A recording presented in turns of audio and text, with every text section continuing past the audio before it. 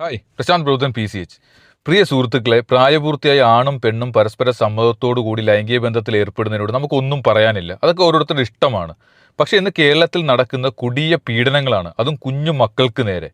ഈ ഇടത്ത് കൊച്ചിയിലുണ്ടായ സംഭവം തന്നെ നോക്കുക. 6 വയസ്സുകാരിയെ വിഷം കൊടുത്തു കൊന്ന് അച്ഛൻ ആത്മഹത്യ ചെയ്തു. അവനെ അച്ഛനെന്ന് വിളിക്കാൻ പറ്റില്ല.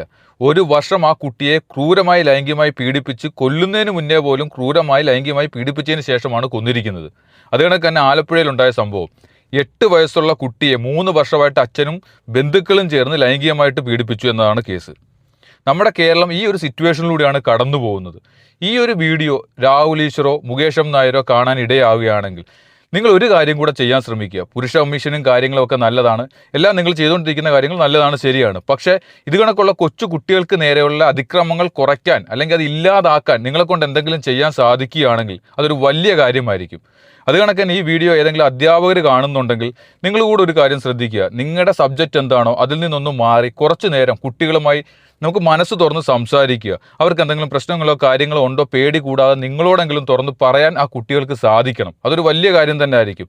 നിങ്ങളും കൂടെ അങ്ങനെ ഒന്ന് ശ്രമിച്ചു നോക്കുക. പിന്നെ പ്രിയപ്പെട്ട അമ്മമാരോടാണ്, സ്കൂൾ കഴിഞ്ഞ് വരുന്ന കുട്ടികളോട് നമ്മുടെ എല്ലാ ജോലിത്തിരക്കും കാര്യങ്ങളും മാറ്റി വെച്ചിട്ട് കുറച്ചു നേരം സംസാരിക്കുക. ഇന്നത്തെ സംഭവങ്ങൾ എന്തൊക്കെയാണ്, സ്കൂളിലായാലും പുറത്തായാലും നിങ്ങൾ ഹാപ്പി ആയിരുന്നോ, എന്തൊക്കെയാണ്, എന്തെങ്കിലും പ്രശ്നങ്ങൾ നേരിടേണ്ടി വന്നോ, അത് തുറന്ന് തന്നെ സംസാരിക്കുക. അങ്ങനെ നല്ലൊരു ഫ്രണ്ട്സ് എന്ന രീതിയിൽ പോയാൽ മാത്രമേ കുട്ടികൾ ഇത് തുറന്ന് പറയത്തുള്ളൂ.